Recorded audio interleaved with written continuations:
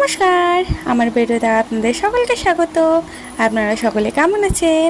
আশা করি সকলে খুব ভালো আছেন, আমিও ভালো আছি।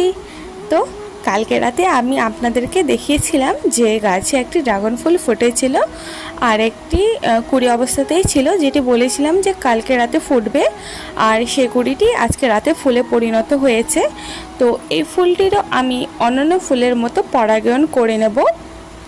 তো দেখুন ফুলের পরাগরেণুগুলি কি পরিমাণে ফুলের পাপড়িতে পড়েছে। এই পরাগরেণুগুলি আমি তুলিতে নিয়ে গর্ভকেশরে লাগিয়ে দেব। তো এইভাবে ফুলের হালকা করে ঝাঁকুনি দিলেই পরাগরেণুগুলি ফুলের পাপড়ির ওপর পড়ে যাবে, আর সেই পরাগরেণুগুলি আমি তুলিতে লাগিয়ে এই গর্ভকেশরে লাগিয়ে দেব। এইভাবে গর্ভকেশরে লাগিয়ে দিলে পরাগায়ন সম্পন্ন হয়ে যাবে। এর আগেও আমি দেখিয়েছি যে পরাগায়ন কী করে করতে হয়। আপনারা যারা দেখেননি তো অবশ্যই আমার চ্যানেলে ভিডিওতে দেখবেন। আমার চ্যানেলে ভিডিও দেওয়া আছে কিভাবে পরাগায়ন করতে হবে, আর মোটামুটি তো সকলেই জানেন কিভাবে পরাগায়ন করতে হয়। তবু আমি আপনাদের সাথে ভিডিও শেয়ার করছি যে কীভাবে পরাগায়ন করতে হবে।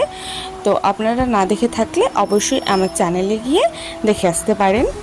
আর আপনারা আমার ভিডিওগুলিতে অনেক ভালোবাসা দিয়েছেন, তো আপনাদের সকলকে অনেক ধন্যবাদ। আর যারা আমার চ্যানেলে নতুন বা আমার ভিডিও ফার্স্ট টাইম দেখছেন, তারা অবশ্যই চ্যানেলটিকে সাবস্ক্রাইব করবেন অ্যান্ড ভিডিওগুলোকে লাইক, কমেন্ট অ্যান্ড শেয়ার করবেন। আর আমার ভিডিও আপনাদের কেমন লাগে অবশ্যই কমেন্ট করে জানাবেন। আর যারা আমার চ্যানেলটি সাবস্ক্রাইব করেছেন এবং আমার ভিডিওতে লাইক, কমেন্ট করেন, তাদের সকলকে অসংখ্য ধন্যবাদ।